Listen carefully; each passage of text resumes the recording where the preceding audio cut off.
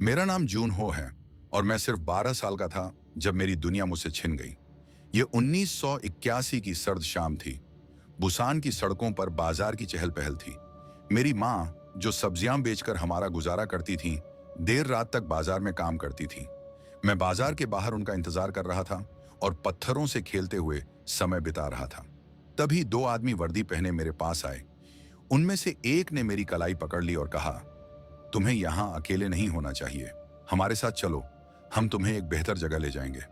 मैंने जोर से अपनी माँ को पुकारा, लेकिन बाजार की आवाजों में मेरी पुकार दब गई। इससे पहले कि मैं कुछ समझ पाता, उन्होंने मुझे एक वैन में धकेल दिया, जो पहले से ही बच्चों, किशोरों और कुछ बड़ों से भरी हुई थी। वैन के भीतर सबके चेहरे डर से सफेद पड़ गए थे। कोई नहीं जानता था कि हमारे साथ क्या हो रहा है। जब वैन का दरवाजा बंद हुआ तो ऐसा लगा मानो मेरी दुनिया वहीं खत्म हो गई। वैन हमें एक जगह ले गई जिसका नाम था ब्रदर्स होम। यह जगह किसी भी तरह से बेहतर नहीं थी। ऊंची ऊंची कंक्रीट की दीवारें इसे किसी जेल से भी बदतर बना रही थीं।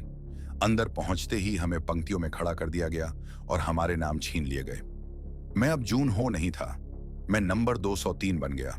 किसी ने नहीं पूछा कि मैं कहां से आया हूं, मेरा नाम क्या है या मेरी कहानी क्या है।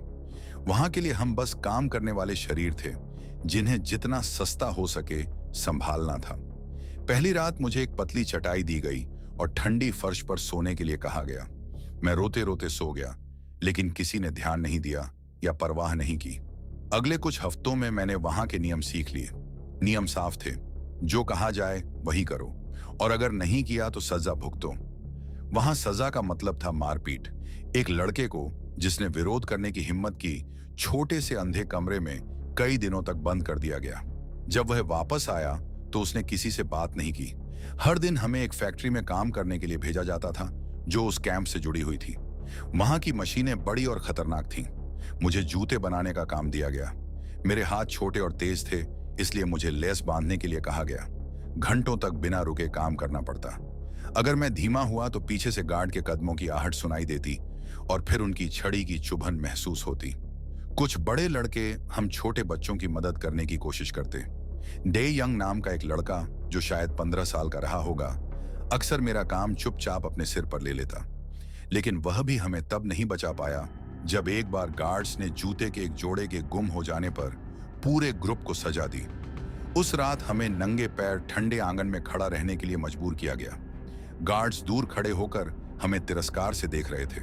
पहले मैंने सोचा कि उनकी सजाएं बस क्रूरता हैं, लेकिन जल्द ही समझ आया कि यह सब एक योजना का हिस्सा था, हमें तोड़ने और नियंत्रित करने के लिए।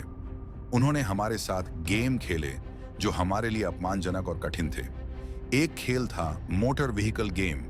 इसमें हमें इंजन की आवाजें निकालनी पड़ती, जैसे हम गाड़ियां चला रहे हों। अगर कोई गलती करता तो उसे सजा मिलती।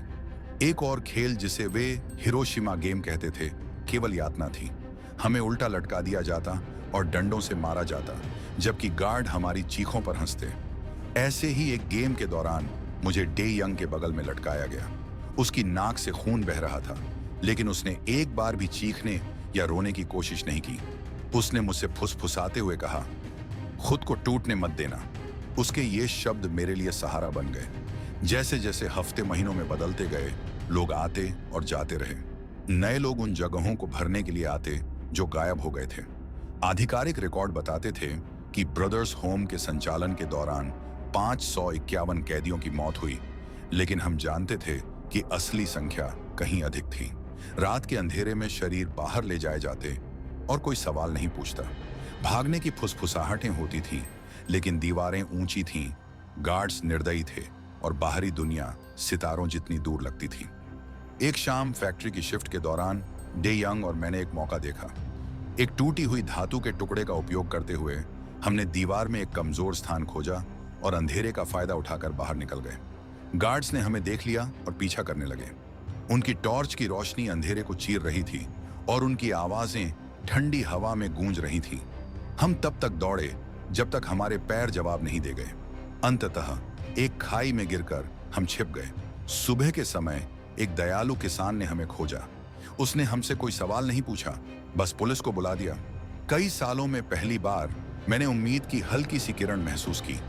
ब्रदर्स होम के भयावह सच को आखिरकार उजागर किया गया, लेकिन न्याय अधूरा रहा।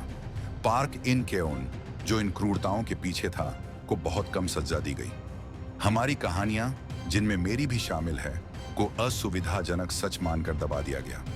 आज भी मैं उस जगह के बारे में सपने देखता हूँ। गार्ड्स की ताने मारती हंसी, पीड़ितों की कराहें और मुंह में लोहे का स्वाद। लेकिन मुझे डे यंग की आवाज भी सुनाई देती है, स्थिर और अडिग, खुद को टूटने मत देना। मैं बच गया और मैं हमारी कहानी को आगे ले जाता रहूंगा, यह सुनिश्चित करने के लिए कि दुनिया उन दीवारों के पीछे जो हुआ उसे कभी न भूले।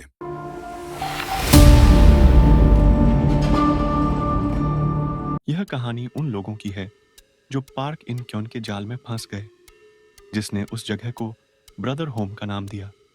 यही वह स्थान है जिसने स्क्विड गेम जैसी कहानियों को प्रेरित किया।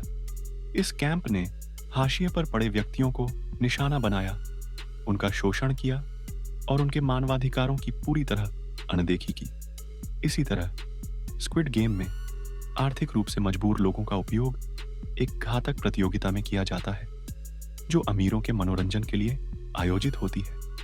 ब्रदर होम में जैसे लोगों की गरिमा और स्वतंत्रता को व्यवस्थित रूप से छीन लिया गया, वैसा ही शो में भी होता है, जहां प्रतिभागियों को सिर्फ नंबरों में बदल दिया जाता है और उनकी जिंदगी को मनोरंजन के लिए खर्च करने योग्य समझा जाता है।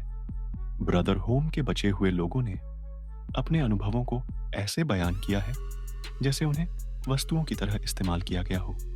यह वही विषय है जो स्क्विड गेम में दर्शाया गया है, जहां मानव जीवन को केवल धन कमाने के उपकरण के रूप में दिखाया गया है।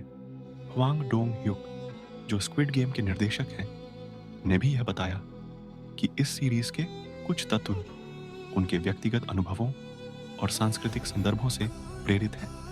उन्होंने जापानी मंगा और एनिमे से प्रेरणा ली, विशेष रूप से बैटल रॉयल जैसी कृतियों से, जो जीवित रहने के विषयों को गहराई से प्रस्तुत करती हैं।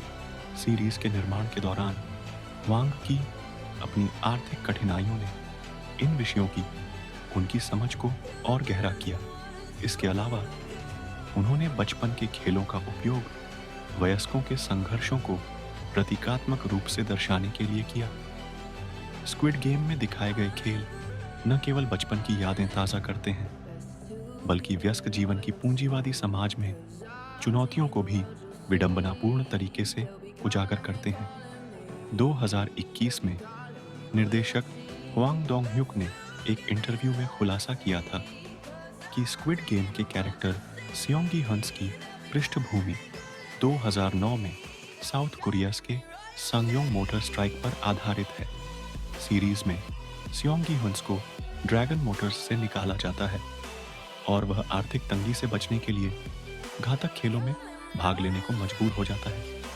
वास्तविक जीवन में संगयोंग मोटर कंपनी ने एक ही बार में अपनी 43% वर्कफोर्स यानी 2646 कर्मचारियों को नौकरी से निकाल दिया था।